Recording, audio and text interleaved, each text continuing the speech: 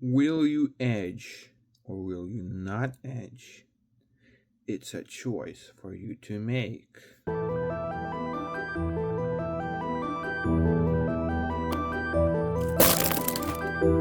This is the Samsung Galaxy S7, and this is the Samsung Galaxy S7 Edge. Both of these have released over 10 years ago by now. So how do they perform in the big 2026? Let's find out. First up, we got the Samsung Galaxy S7, and then the S7 Edge in white. So both of the phones have a Super AMOLED 1440p display. On the 7 it's 5.1 inches, on the 7 Edge it's 5.5 inches. Which is pretty good. Both of them run Android 8. Both of them have 4 GB of RAM and 32 GB base storage. Both of them have the same 12 megapixel rear camera and the same 5 megapixel front camera. And yeah, both of them are pretty much the same, apart from the size in the battery. This one having 3000 milliamp hours and this one having 3600 milliamp hour battery, which is surprisingly even bigger than a Note 7. So yeah, both of them on the bottom have a micro USB port, a headphone jack, a microphone, and a speaker. We have the power buttons over here. The secondary microphone and the SIM/micro SD tray. Here's the volume buttons, and on the back, this one's clear modded with the camera, heart rate sensor, and flash. And that's pretty much it. In terms of externals, both of them have glass on the ass and on the front, and an aluminum frame. The home button, it's a fingerprint scanner as well. They have capacitive buttons on the front that light up if you tap on them, which is nice. The software they're running, you see they are running Android 8 Experience UI 9 and the latest update.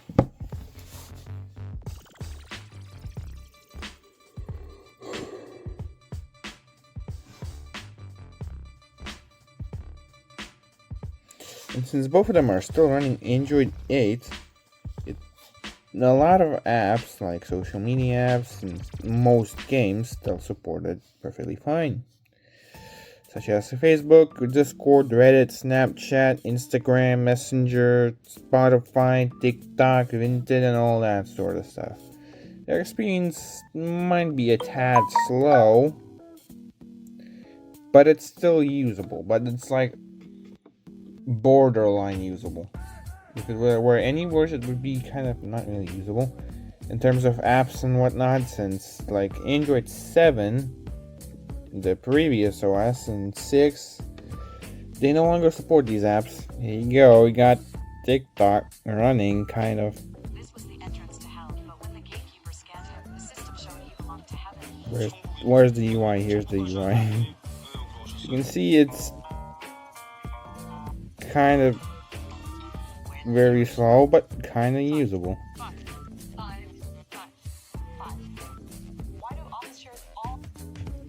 Yeah, it is slow, it's usable, you can live with it. It's a 10-year-old phone. You can possibly like upgrade it to like Android 12 or so. That will be somewhat an optimal experience for this one, especially like the lightweight one like Lineage OS and stuff. However, it is still usable using Samsung stock UI on the latest update. Now, in terms of other things, we can also try gaming. So first up, let's try whatever version of Minecraft they left here last time around. That's great. This device is no longer supported since it will continue. This ended support last year. Yeah. I mean, hey, if you custom ROM it, you can even get the fucking Galaxy S2 to run the latest version of Minecraft. Good luck seeing things, though.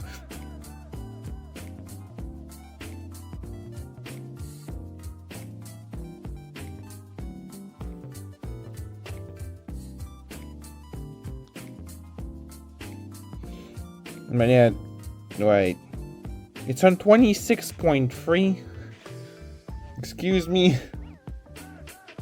Does that even exist?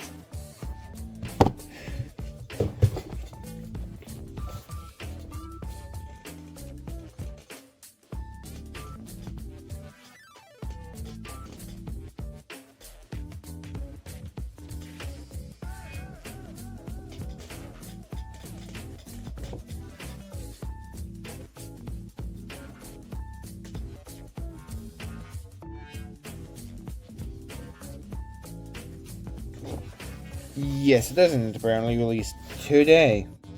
Yesterday, I mean. So what are you yapping about that this device doesn't support? It literally has yesterday's software. Yes, that's what it means. Or I guess it can't run Minecraft. At least it told us that the device isn't supported. Because it just does that. I guess we got next best thing, and that isn't Genshin Impact, but kinda is, because number 1, it's made by the same company. Number 2, it has anime girls. Number 3, it requires a ginormous fucking download. Number 4, it's possibly resource intensive. So let's check that out.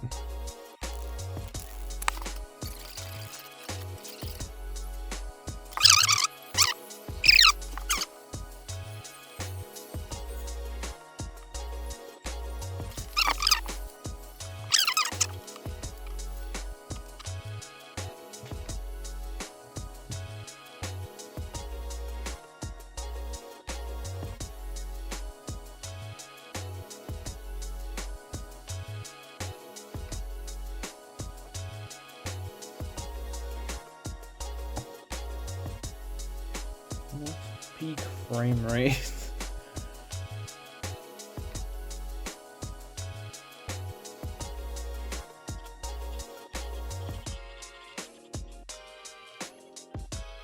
Yeah, this is what I can tell it's unplayable, even by the cutscene.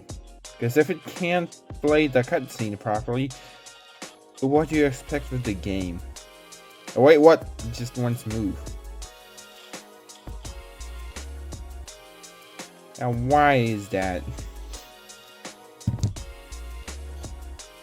Because it like was lagging, and then suddenly wants to move for some reason. This is weird. No, it's still playing the damn cutscene.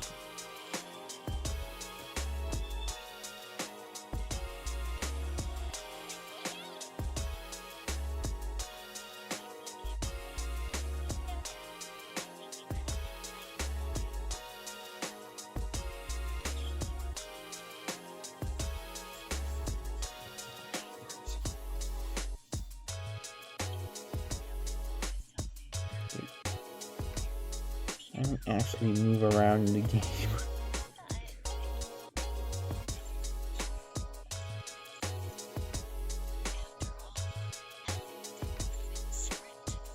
Doesn't even do anything.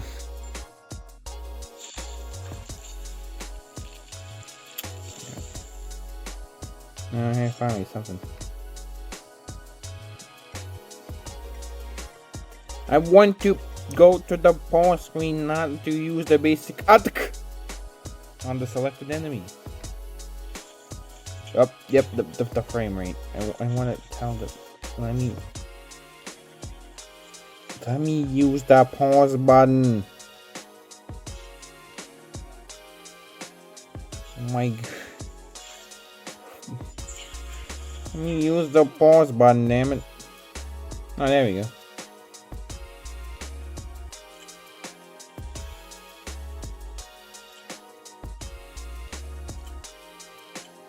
Where's the video settings?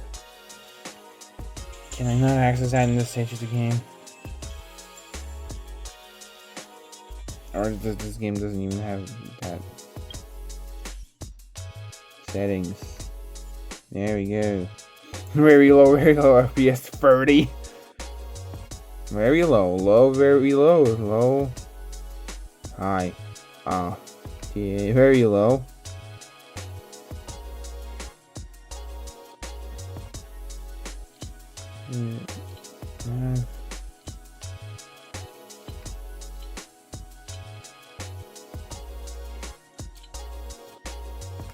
Doesn't have FPS. But let's torture the phone for a bit. Very high. Oh boy. Well, I mean, that looked better for a second. It runs at like 20-ish FPS.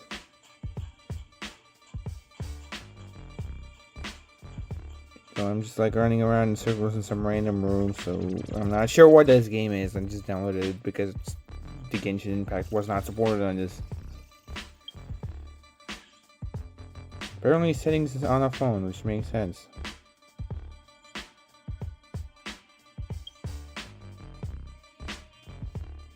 You can just set it to medium, I guess.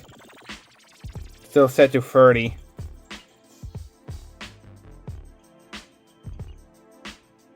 Actually, this is... yeah, it is 30-ish.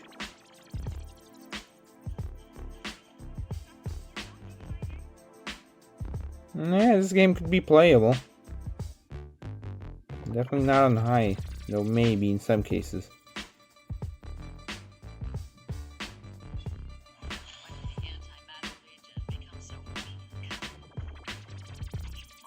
The phone is heating up though, so I'm not sure for how long you will be you would be able to play this specific game.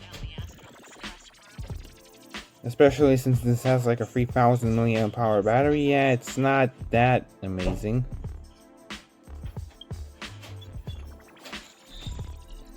But it is playable. So I guess if you want playable, you get playable. Even though it can be lag at some point. So yeah, messing around with video settings may lead to better results.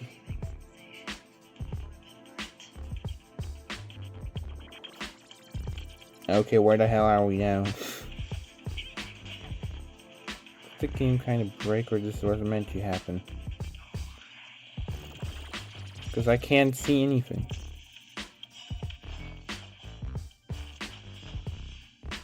Alright, but... and there we go, I can see stuff now.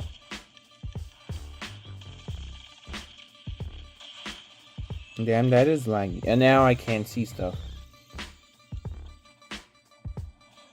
Apparently that was supposed to happen. Maybe. I'm not sure.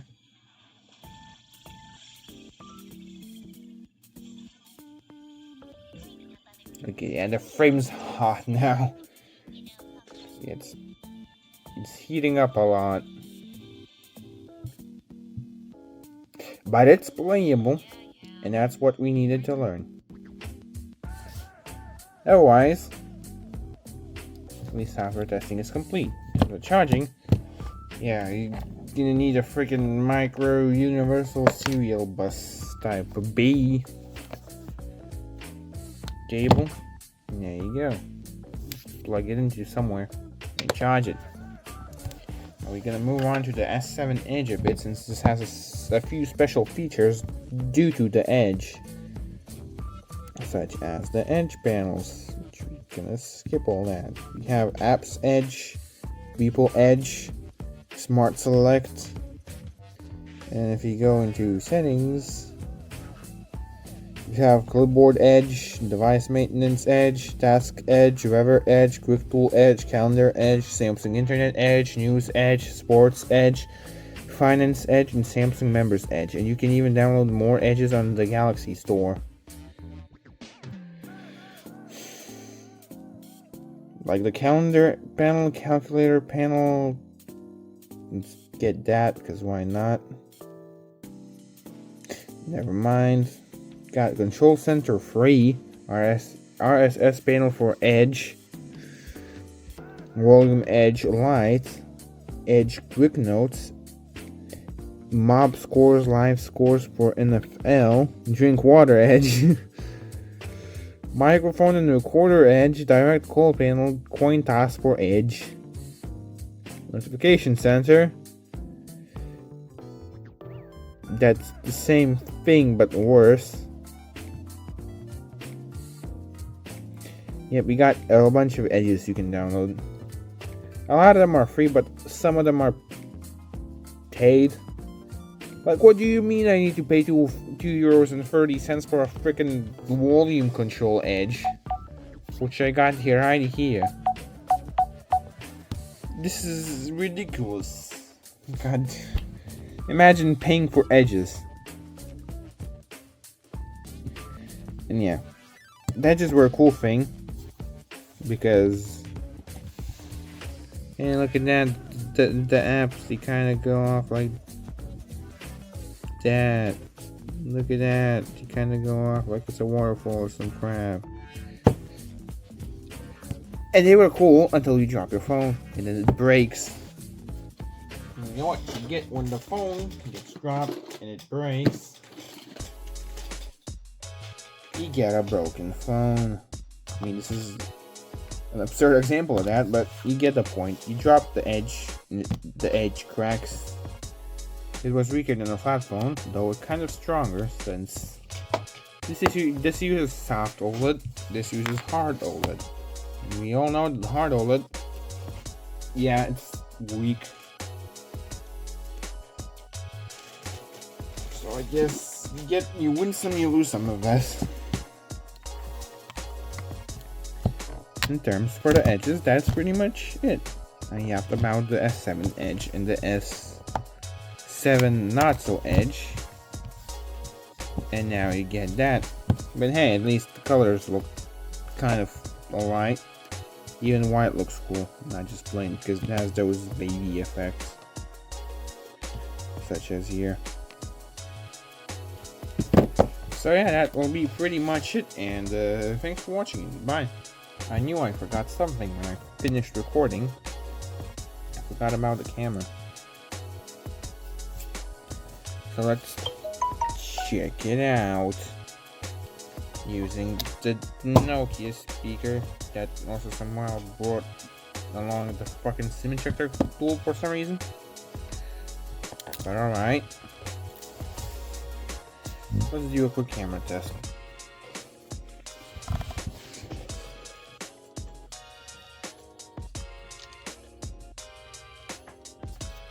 And here's the speaker and how it looks like in person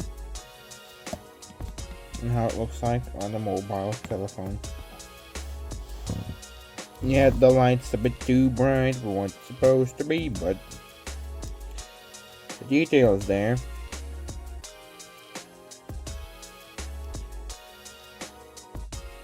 And the light's there.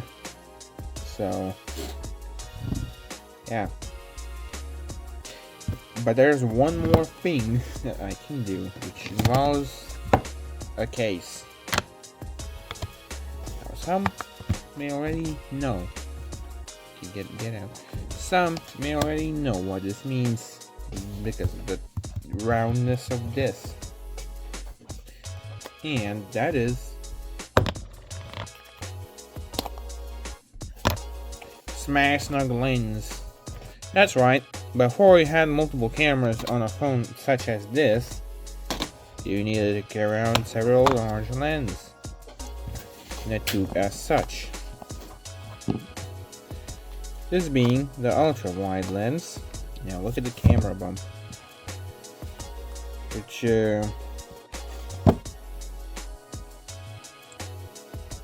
captures photos ultra widely as such. Remove the ultra wide lens and capture the photo from about the same. You can't really tell the difference. Great, probably because the subject is very close. So yeah, that's why there is a telephoto lens, which is way bigger and like holy camera bump. It's bigger than the Nokia speaker. And in this case, it doesn't even want to focus.